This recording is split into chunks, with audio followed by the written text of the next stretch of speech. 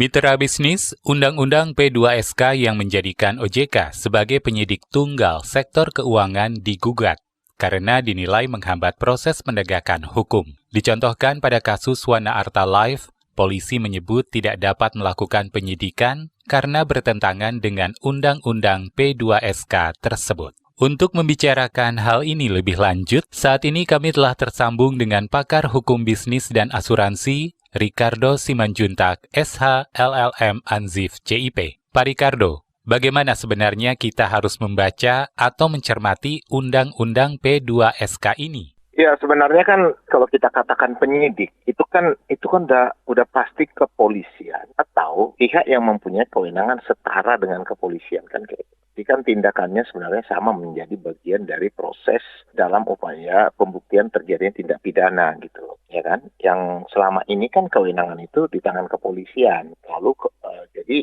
tapi kan kita lihat kan dasar idealnya sebenarnya adalah bahwa industri jasa keuangan itu kan memang high regulated dan dia sangat berhubungan dengan perkembangan transaksi yang bersifat detail lah, apalagi perbankan gitu ya. Seperti misalnya pasar modal, ini kan perkembangan undang-undangnya kan terus tumbuh. Sehingga memang kalau dari pemahaman objektifnya memang diperlukan spesialisasi di sana. Itu dia. Ide spesialis ini yang memang dugaan saya menjadi salah satu dasar dari dihadirkannya penyidik, ya kan, yang dari OJK. Tapi kan kalau kita lihat penyidik OJK itu kan ya bukan hanya sipil, tapi kan juga dari pihak kepolisian dan juga tenaga yang mempunyai kualitas penyidik yang bukan dari kepolisian, kira-kira gitu.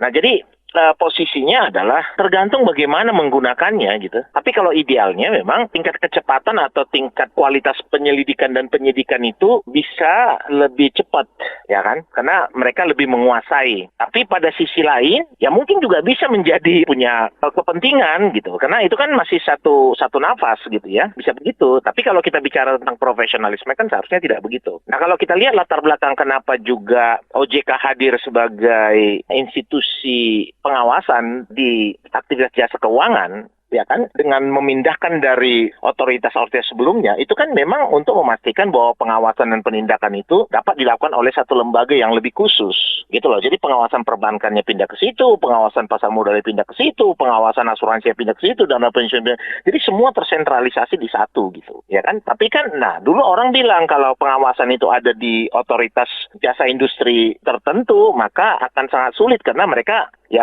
juga gitu kan. Misalnya contohnya kalau misalnya di BI ya kalangan perbankan juga yang diperiksa. Sehingga ada keseganan atau ada juga hal-hal yang mungkin kemandirian itu bisa tidak terjadi gitu. Artinya misalnya kalau polisi diperiksa polisi atau jaksa diperiksa jaksa gitu kan. Nah, tapi kan itu kan artinya dugaan. Tapi kan kalau kita lihat idealnya ya harusnya semua itu mandiri. Kan kira-kira begitu. Jadi saya tetap melihat bahwa jika dilakukan itu dengan benar, ya maka proses penyelidikan dan penyidikan itu bisa lebih cepat sebenarnya ya.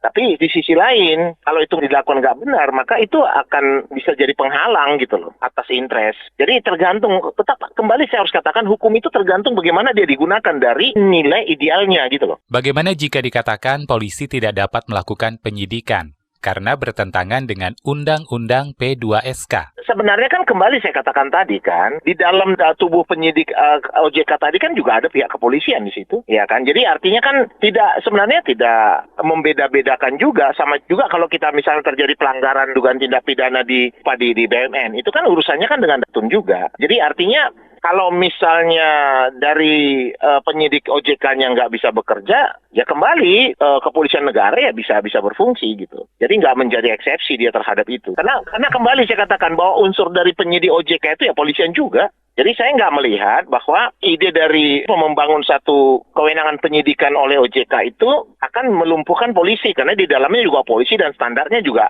ya polisi gitu loh. Tapi kalau mereka nggak melakukan tugasnya dengan benar, ya polisi juga turun. Karena dia merupakan penyidik umum yang bertugas untuk melakukan pemeriksaan atau penyidikan terhadap dugaan tindak pidana. Baik itu di jasa keuangan atau non-jasa keuangan. Demikian pakar hukum bisnis dan asuransi, Ricardo Simanjuntak, SH, LLM, Anzif, CIP. Saya, Anto Wijaya.